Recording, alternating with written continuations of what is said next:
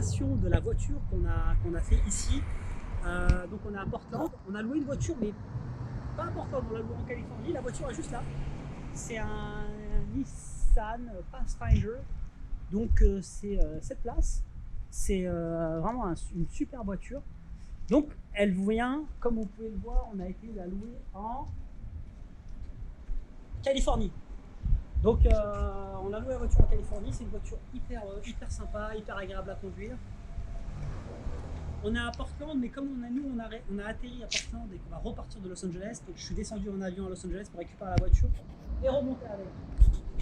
Donc au niveau de la location, on est passé par la plateforme, une plateforme qui s'appelle Turo. C'est l'équivalent de Wicar ou de GetAround en France. Et en fait, je me suis rendu compte en cherchant une voiture ici sur Portland qu'il n'y avait pas beaucoup de voitures à louer. Il fallait passer par des agences qui étaient beaucoup plus chères. Du coup, je me suis dit peut-être que Portland c'était peut-être un peu trop petit.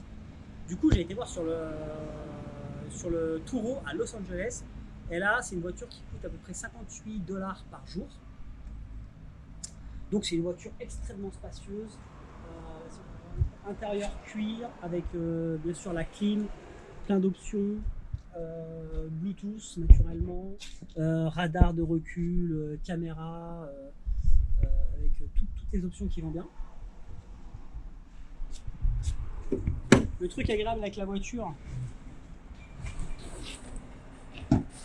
c'est les 7 places qu'on a à l'arrière.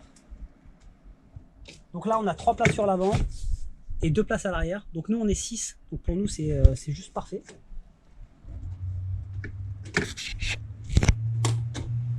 Et non seulement on peut se mettre à 6, voire à 7, mais il nous reste aussi un coffre assez spacieux. Donc en termes de coffre, on a cet espace-là, où on peut mettre pas mal de choses. Et en plus, on a la partie en dessous, où on peut stocker pas mal de petites choses aussi.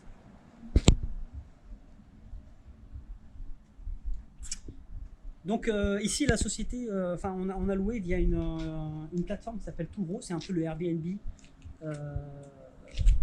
C'est un peu le Airbnb américain pour les voitures. C'est une plateforme qui est assez facile d'utilisation. La voiture, on l'a avec un certain nombre de miles. Ici, il fonctionne en miles, donc c'est à peu près, je crois qu'on a 10 000 miles là-dessus, donc c'est 16 000 km pour une location de 2 mois.